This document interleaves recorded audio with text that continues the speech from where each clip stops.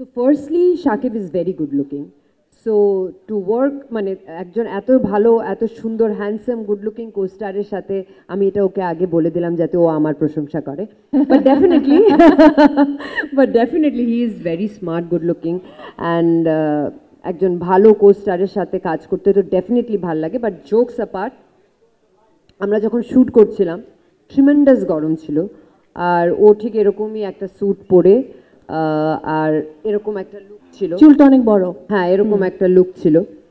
So মানে একবারও আমি ওর মুখ থেকে দেখিনি যে উফ বলতে, যতবার টেক হয়েছে করেছে।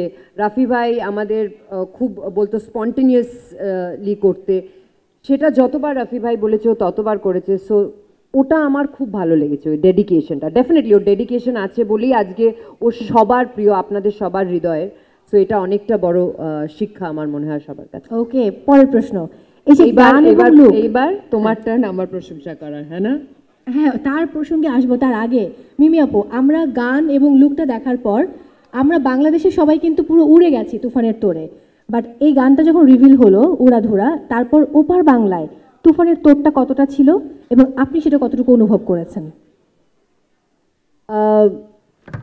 এই মানে এটা বলা, নিজের জিনিসটাকে মানে নিজের গানকে এবং ওটার পপুলারিটি নিয়ে কথা বলাটা খুব ডিফিকাল্ট, কিন্তু আমার মনে হয় ভিউজ দেখেই সবাই বুঝতেই পারছে যে দর্শক কতটা ভালোবেসেছে আর আমাদের এই গানটার কতটা পাশে আছে। সো আমাদের উড়াধুরা গান শুনে সবার হৃদয় উড়াধুরা হয়ে গেছে। So that is the most important thing.